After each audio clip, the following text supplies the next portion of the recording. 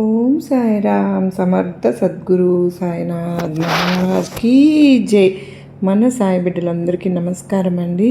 ఈరోజు శనివారం నేను చక్కగా పూజ చేసుకుని మా ఇంట్లో మీ అందరూ కూడా చూసి సంతోషించాలని చెప్పి వీడియోతో అయితే షేర్ చేశానండి. మీరు ఆ స్వామి ఆశీస్సులు మీ అందరికీ కూడా కలగాలని నేను కూడా మనస్ఫూర్తిగా ప్రతి ఒక్కరి తరపున స్వామికి విన్నవించుకోవడం జరిగింది. మీరందరూ కూడా ఒక్కసారి నమస్కారం చేసుకుని వీడియోలోకి అయితే వెళ్ళిపోదామండి. అందరూ ఎలా ఉన్నారు ఫ్రెండ్స్? అందరూ కూడా చక్కగా సాయినాథుని దేవున్న ఆనందంగా ఆరోగ్యంగా ఉండాలని, మీరు కోరిన కోరికలన్నింటినీ సాయినాథుడు తీర్చేయాలని నేను ఈరోజైతే చక్కగా పూజ దగ్గర ప్రశాంతంగా కోరుకున్నానండి. ముందుగా సాయినాథుని పాద పద్మములకు, స్వామివారి పాదములకు నమస్కరించుకొని వీడియోలోకి వెళ్ళిపోదామండి. ఈరోజు సాయినాథుడు ఏమి సందేశం చెప్పబోతూ ఉన్నారంటే, బిడ్డ, ఒక పెద్ద విపత్తు అనేది రాబోతుందమ్మా. ఏదో తప్పు చేశావని, ఏదో పొరపాటు జరుగుతోందని, ఎవరికో బాకీ ఉండిపోయామని ఆ ఏడుకొండల స్వామి కన్నీళ్లు పెట్టుకుని మరీ కుమిలిపోతూ ఉన్నాడట.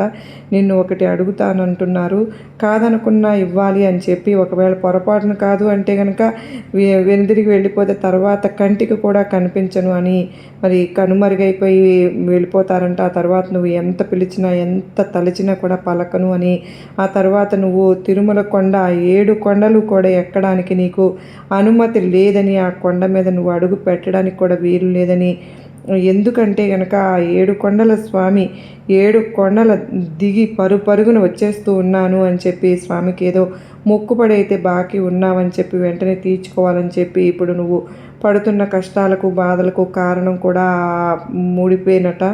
మరి వెంటనే అదేదో చూడు తల్లి, నీకు గుర్తు తెచ్చుకోమ్మ, స్వామివారు వస్తూ ఉన్నారు. మరి స్వామివారు నీతో మాట్లాడడానికి వస్తున్నారు, సిద్ధంగా ఉన్నావా? మరి ఇప్పుడు ఈ క్షణం కూడా నిర్లక్ష్యంగా ఉండవద్దు.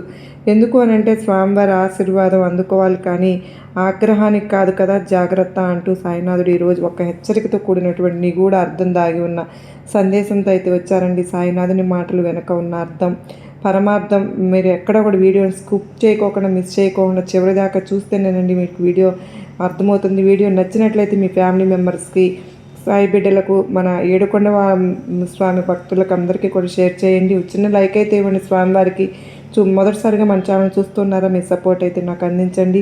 అదే చేత్తో హైప్ అనేది కూడా వస్తుందండి, చాలా సంతోషం. మీరు అందరూ కూడా ఓం సాయిరామ్ అని చెప్పి, నమో వెంకటేశాయ అని కామెంట్ చేసి వీడియో అయితే చూడటం మొదలు పెట్టండి. వెంకటేశ్వర స్వామి ఆశీస్సులు మనందరికీ తొందరగా దొరుకుతాయి. ఏ అవాంతర కారణాల వల్ల ఏమైనా జాబ్ అయినా పోయినా, అబ్బాయికి జాబ్ రావట్లేదు అని కానీ, ఏదైనా సరే ఖాళీగా ఇబ్బందుల్లో ఉంటున్నారు, ఇంట్లో పిల్లలు చదువులు అయిపోయినా కూడా వాళ్ళు చాలా ఇబ్బందులు ఇక్కట్లకు గురవుతూ ఉన్నారన్న వాళ్ళకి, ఇబ్బందులు పడుతున్న వాళ్ళకి, దిక్కుతోచని పరిస్థితిలో ఉన్న వారికి, సంసార బాధ్యతలు వాళ్ళకి మీదే ఉంది, ఎట్లాగూ అనేది తెలియడం లేదు అని చెప్పి బాధపడుతూ ఉన్నారు ప్రతి ఒక్కరికి కూడా. ఈరోజు నేనైతే స్వామి దగ్గర మీ అందరి బాధలకి తీర్చమని నేనైతే కోరుకున్నానండి. ప్రతి ఒక్కరికి కూడా ఆ స్వామి ఆశీస్సులు అనేవి తప్పకుండా లభించాలని చెప్పి మనస్ఫూర్తిగా వేడుకున్నాను. మీరు కూడా పర్సనల్గా ఏదైనా సరే మీరు స్వామికి చెప్పుకున్నట్టయితే, మీరు దేని గురించి అయితే బాధపడుతున్నారు అవన్నీ నీకు ఏ కష్టం వచ్చినా సరే, బాధ అనిపించినా సరే, నా కష్టం తీర్చు స్వామి, నా బిడ్డ ప్రాణాలను రక్షించు, నా భర్తకు ఉద్యోగం తెచ్చిపెట్టు, ఈ అప్పుల బాధ నుంచి విముక్తి కలిగించు తండ్రి, ఇలా నీకు ఇవన్నీ జరిగితే నీ కొండకి వస్తాను అని చెప్పి ఏదైనా సరే మీరు అనుకుని ఏదైనా ముడిపు కట్టుకున్నా కానీ, ఆ ముక్కుబడి అనేది బాకీ ఉండిపోయినా సరే చెల్లించుకోండి. అంత మాత్రమే కదండి, మీకు గుర్తు రాకపోయినా ఒక్కొక్కసారి మర్చిపోతూ ఉంటారు. స్వామివారికి నాకేమీ అవ్వలేదు అని చెప్పి నిందిస్తూ ఉంటారు. మరింత దేవుడివి కదా, మరింత ధనవంతులను చేస్తూ ఉన్నావు. మరి నీ హుండీలో ఎవరైతే డబ్బులు బాగా వేస్తున్నారో, ఎవరైతే నిలువు దోపిడీ ఇస్తున్నారో అలాంటి వాళ్ళకే నువ్వు మళ్ళీ కోట్లు గుమరిస్తూ ఉన్నావు కదా స్వామి, నాలాంటి పేదవాళ్ళని ఇలా వదిలేస్తూ ఉన్నావు కదా అంటూ మాటలతో కానీ, స్వామివారిని బాధ పెట్టినా కానీ, నిందించినా కానీ, ఎవరైనా దూషిస్తూ ఉంటారు కొంతమంది. అలా మాట్లాడకూడదు.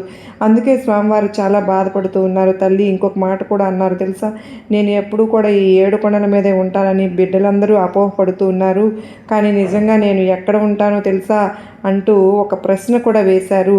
తల్లి, మరి స్వామివారు ఎక్కడ ఉంటారో మరి తెలుసుకోవాలి కదా తల్లి. అసలు స్వామివారు ఉన్న వాళ్ళకి సహాయం చేస్తున్నారా, ధనవంతులకు మరింత ధనవంతులకు చేస్తున్నారా, ఎవరైతే స్వామివారి హుండీలో ఘనంగా కానుకలు వేస్తూ ఉన్నారో వాళ్లకు ఘనంగా డబ్బులు ఇస్తూ ఉన్నారా, వచ్చేలా చేస్తూ ఉన్నారా? ఇదంతా నీకు అర్థం అవ్వాలా తల్లి. అయితే నువ్వు పిలిచినప్పుడల్లా స్వామి నీ ఎదురుగా రాలేదు అని అంటావా? అయితే స్వామి ఎదురుగా నువ్వే వస్తే కనుక నువ్వు తట్టుకుంటావా? నువ్వే చూడు, భరించగలవా నువ్వు అసలు? చూసి నువ్వు ఇవన్నీ తెలియాలి కదా. స్వామివారు ఒక కథ చెప్తూ ఉన్నారు తల్లి. స్వామివారికి సంబంధించిన కథేనమ్మా, నా భక్తుని కదా, నా భక్తురాలి కదా, కన్నీరు తెప్పించే నా బిడ్డ నువ్వు ఎప్పుడు చెప్పు అంటూ స్వామివారు నా చేత చెప్పి పంపారు. మరి ఈరోజు నువ్వు చెప్తాను, జాగ్రత్తగా వింటావా? నువ్వు చేస్తున్న తప్పు ఏంటో, నువ్వు నీ పోరాటాలు ఏంటో నీకు అర్థమవుతుంది. పదే పదే నిందించేస్తున్నావు కదా. మరి భగవంతుడు ఉన్నాడా అసలు? వెంకటేశ్వర స్వామి ఉన్నారా? నా సాయి ఉన్నారా? కష్టానికి అమ్మ దుర్గమ్మ ఏ రోజైనా నాకు ఉపయోగపడుతుందా? నా సహాయం చేసిందా? నన్ను ఆదుకోలేదే, నా ఎదురుగా రాలేదంటూ బాధపడుతున్నావు చూడు, నిందిస్తున్నావు చూడు, దూషిస్తున్నావు చూడు. అది ఎంత తప్పో నీకు అర్థమయ్యేలాగా నేను చెప్తానమ్మా.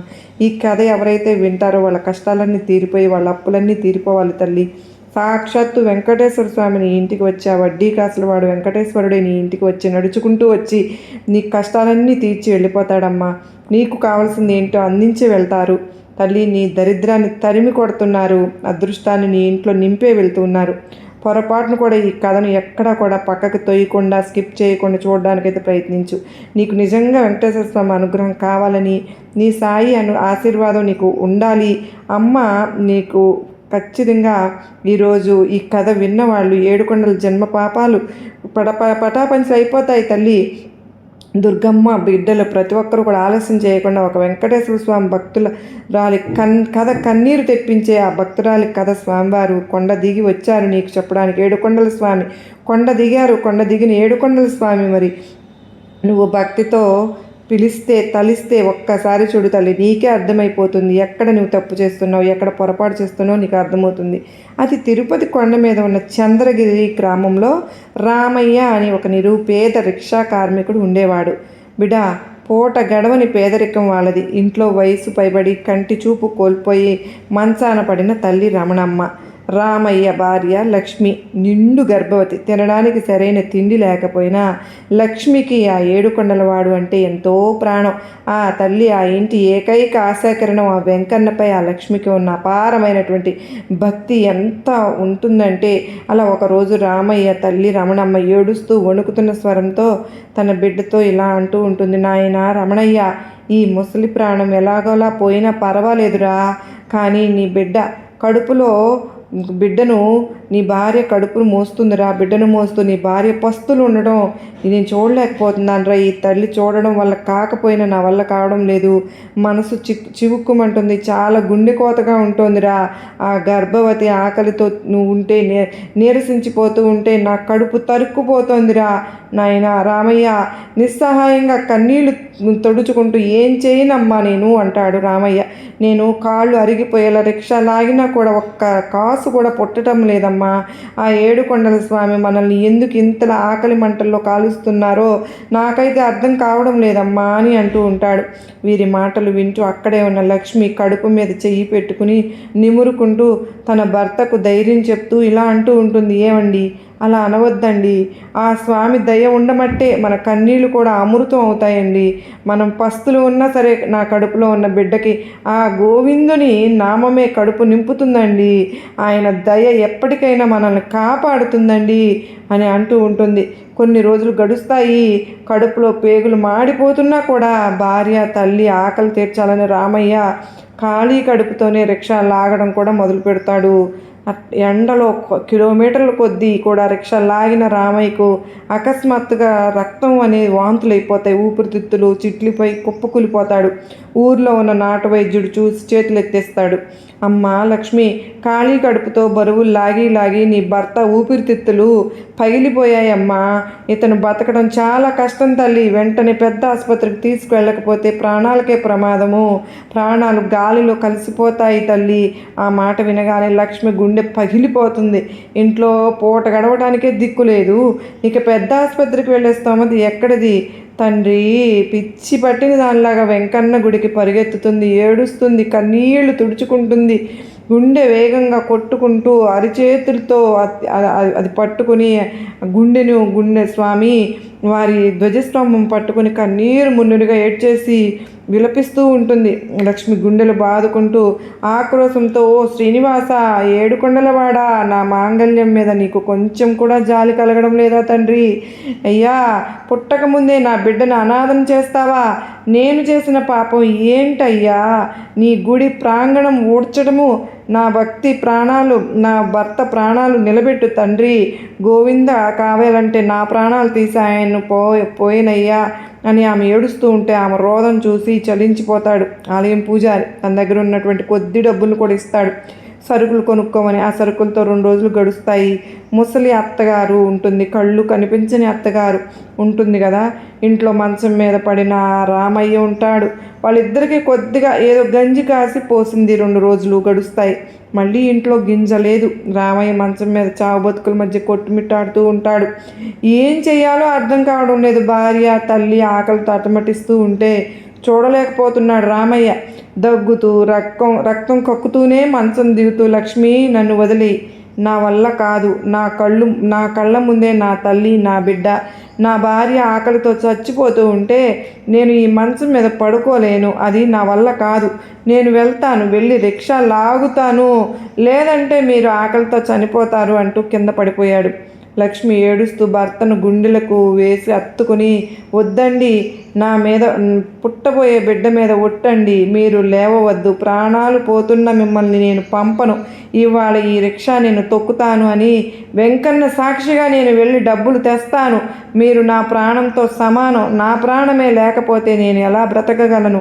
మీరు ఏదైనా అయితే ఆ దారిలో, అంటే కుటుంబం ఆకలి తీర్చడానికి నవమోసాలు నిండిన నిండు గర్భవతి అయినటువంటి లక్ష్మి రిక్షా పట్టుకుని బస్టాండ్కి వెళ్తుంది. వణుకుతున్న కాళ్ళతో, నీరసంతో కూడిన గొంతుతో ప్రయాణికులను పిలిచింది కానీ ఆమె స్థితి చూసిన ఏ ఒక్కరు కూడా ఆ రిక్షా ఎక్కలేదు. అయ్యో, తల్లి కడుపుతో ఉన్న ఆడదానివి, నిన్ను రిక్షా లాగించి అందులో మేము కూర్చుంటే ఆ దేవుడు కూడా మమ్మల్ని క్షమించడమ్మా తల్లి, మాకు ఆ మహాపాపం చుట్టుకుంటుంది, మేము రాలేము అంటూ ఎవరు ఎక్కలేదు. లక్ష్మి కన్నీళ్లు కారుస్తూ ఆకాశం వైపు చూస్తూ, వెంకన్న స్వామి, ఇదెక్కడి ఘోరమైన పరీక్ష తండ్రి, నాకు పనిచేసి నా కుటుంబాన్ని పోషించుకుంటాను అన్నా కూడా ఎవ్వరూ రాని రాత రాసావా? నా భర్త ప్రాణాలు గాలిలో దీపంలో ఉన్నాయి తండ్రి. కడుపులో బిడ్డ ఆకలితో తన్నుకుంటుంది. ఈ గర్భవతి కన్నీళ్లు కూడా నీకు కనిపించడం లేదా నాయనా? నిన్ను కరిగించడం లేదా స్వామి? ఇక నాకు దిక్కు ఎవరు తండ్రి? లక్ష్మి ఇలా రోధిస్తూ ఉండగా అచ్చం వెంకటేశ్వర స్వామి వేషధారణలో, నుదుటిన నామాలు, మెడలో పూలమాలలతో ఉన్న ఒక 18 ఏళ్ల ఒక యువకుడు చిరునవ్వుతో ఆమె దగ్గరికి వస్తాడు. వచ్చి, ఏమమ్మా, ఎవరు, నీ రిక్షా ఎక్కట్లేదని ఏడుస్తున్నావా? నేను ఎక్కుతానులే, నన్ను కొండ మీదకి తీసుకెళ్ళి దగ్గర వదిలేస్తావా అంటూ అడిగితే లక్ష్మి ఆశ్చర్యంగా ఏడు పాపుకుంటూ, నీ రూపం చూస్తుంటే అచ్చు నా స్వామి ఏడుకొండల వాడిలాగా ఉన్నావు బాబు.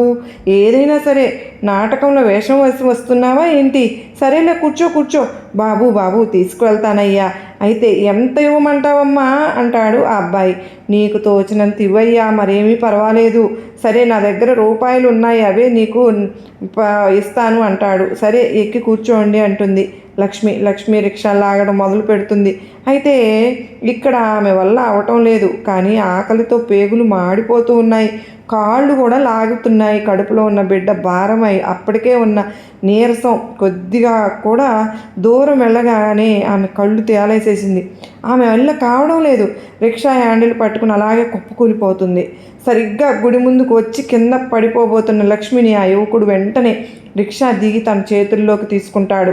అమ్మా లక్ష్మి, లేవమ్మా అంటూ ఆ యువకుడు స్పృహ తప్పిన లక్ష్మిని జాగ్రత్తగా రిక్షాలో పడుకోబెట్టాడు. తానెవరో కాదు, ఇంకెవరు ఉంటారండి అంతటి దయ చూపించేది?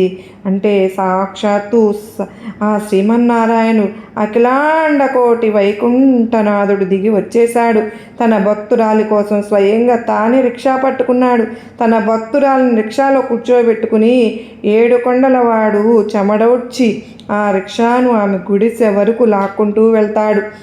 అక్కడ అన్నమయ్య పాటలకు మురిసిపోయిన ఆ ఏడుకొండల స్వామి పెళ్లి పల్లకను మోసాడు అంటే తను నమ్మిన వాళ్ళను, తన మనసారా కొలిచిన వాళ్ళను ఏ రోజైనా విడిచిపెడతాడా? విడిచిపెట్టడు. ఏ సమయంలోనైనా, ఏ రూపంలో అయినా ఒక రూపంలో అక్కడికి వచ్చి వాళ్ళను ఆదుకుంటాడు. గ్రహించాలి. ఆ గ్రహించక మన నిందలు వేశావు స్వామి మీద, వేశారు. నీకేమైనా అర్థమవుతుందా బిడ్డ? అలా లాక్కుంటూ లాక్కుంటూ లక్ష్మి ఇంటి దగ్గరకు రిక్షాను తీసుకువెళ్ళాడు మన వైకుంఠనాథుడు అయినటువంటి శ్రీనివాసుడు.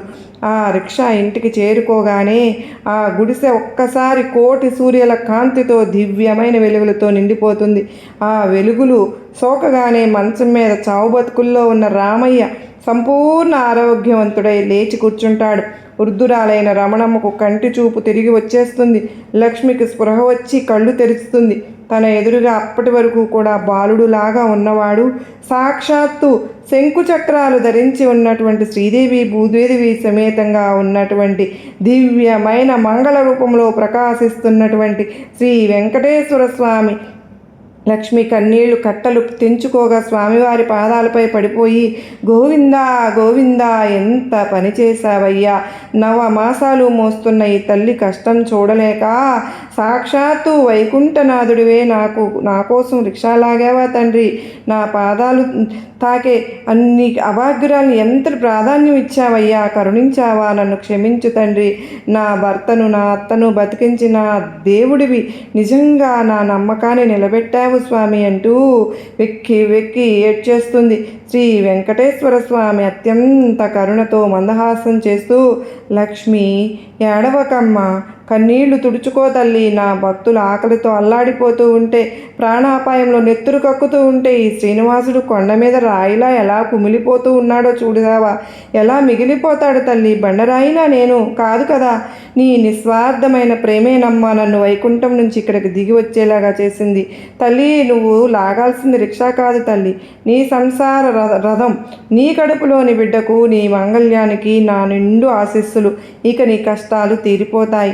నీ ఇంట్లో సిరి సంపదలకు ఏ లోటు ఉండదు. ఇకపై ఆనందంగా జీవించు అని అభయం ఇస్తూ ఆ ఆపద మొక్కుల వాడు అంతర్ధానమైపోతారు. ఆ స్వామివారు అంతర్ధానం అయిన తర్వాత ఆ ప్రాంతం అంతా కూడా ఇంకా పచ్చకర్పూరపు వాసనలు, తులసీమాల పరిమళాలు అలాగే ఉన్నాయి. ఇక్కడ పట్టుకున్నవి అలా ఉండిపోతాయి, చుట్టుకున్నవి ఆ పరిణామాలు. లక్ష్మి తన భర్తను, అత్తమ్మను చూసి గట్టిగా హత్తుకుని ఏడ్చేస్తుంది. ఆ ఏడుపులో కూడా బాధ లేదు. సాక్షాత్తు దైవమే తన కోసం దిగి వచ్చాడన్న కృతజ్ఞత ఉంటుంది, ఆనందం ఉంటుంది, సంతోషం ఉంటుంది. చూశారండి, లోకమంతా కూడా మనల్ని ద్వేషించిన చిన్న చూపు చూసిన ఆ ఏడుకొండల స్వామి మనల్ని వదిలి పెట్టనే లేదు. గర్భవతి అయిన నా కోసం ఆ వైకుంఠనాథుడు తన సుకుమారమైనటువంటి చేతులతో రిక్షా తొక్కాడు అంటే మనం ఎంతటి అదృష్టవంతులమండి. ఏ జన్మలో ఏమి పుణ్యం చేశామో స్వామి కరుణ ముందు ఈ సంపద, ఈ సుఖాలు ఏ వాటివండి? రామయ్య కళ్ళు తుడుచుకుంటూ, నిజమే లక్ష్మి, భగవంతుడు ఉన్నతమైన బంగారు గోపురాలనే కాదు, నీలాంటి నిస్వార్థమైనటువంటి భక్తురాలి కన్నీటి చుక్కల్లో కూడా ఉంటాడు అని ఈరోజు నాకు అర్థమైంది. ఆ స్వామి మనకు ప్రాణభిక్ష పెట్టాడో. ఇకపై మన జీవితంలో ఈ వెంకటేశ్వరుడికే మన జీవితాన్ని అంకితం చేసుకుందాం. ఈ క్షణం నుంచే రామయ్య కుటుంబంలో కష్టాలు శాశ్వతంగా తీరిపోతాయి. ఆ వెంకన్న దయతో వాళ్ళు జీవితాంతం కూడా సుఖ సంతోషాలతో ఏ లోటు లేకుండా జీవిస్తూ ఉంటారు. భక్తికి భగవంతుడు ఎప్పుడూ కూడా దాసుడే తల్లి అని స్వామి లోకానికి చాటి చెప్పారు కదమ్మా.